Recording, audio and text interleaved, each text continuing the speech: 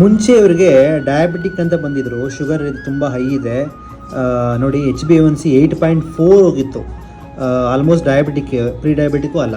So 194 ಇತ್ತು ನೋಡಿ average. So ಅದಾದಮೇಲೆ ನಮ್ಮಲ್ಲಿ ಬಂದರು.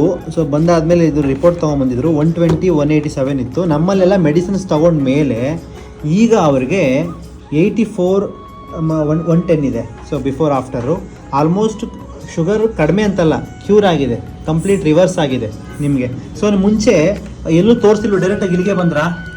ಹೌದು, ನಾ ಡಯಾಬಿಟಿಕ್ ಬೇರೆ ಎಲ್ಲೂ ಟ್ರೀಟ್ಮೆಂಟ್ ತಗೊಂಡಿಲ್ಲ, ಇಲ್ಲೇ ಬಂದಿದ್ದು. ಬಟ್ ನನಗೆ ಇದು ತಗೊಳಕ್ ಮುಂಚೆ ಇದು ಗೊತ್ತಿರಲಿಲ್ಲ ಅಲ್ಲ, ಸ್ವಲ್ಪ ಸುಸ್ತು, ಆಮೇಲೆ ಅನ್ಈಸಿನೆಸ್ಸು, ಒಂಥರ ಬಾಡಿ ಎಲ್ಲ ಒಂಥರ ತುಂಬ ಹೆವಿ ವೆಯ್ಟ್ ಅನ್ಸೋದು, ಆ ಥರ ಎಲ್ಲ ಇತ್ತು. ಇವಾಗೇನಿಲ್ಲ, ಇವಾಗ ಆರಾಮಾಗಿದ್ದೀನಿ, ಫ್ರೀ ಆಗಿದ್ದೀನಿ, ಆ ಥರ ಎಲ್ಲ ಏನೂ ಅನ್ಸಲ್ಲ. ಮತ್ತೆ ಊಟ ಮಾಡಿದಾಗ ಏನಾದರೂ ಸ್ವೀಟ್ ಐಟಮ್ ತಿಂದ್ರೆ ಇದು ಗೊತ್ತಿರಲಿಲ್ಲ ಅಲ್ಲ, ಒಂಥರ ಏನೋ ಅನ್ಸೋದು, ಒಂಥರ ಏನೋ ವಾಮಿಟ್ ಬರೋ ಥರ ಫೀಲ್ ಆಗೋದು, ಆ ಥರ ಎಲ್ಲ ಇತ್ತು.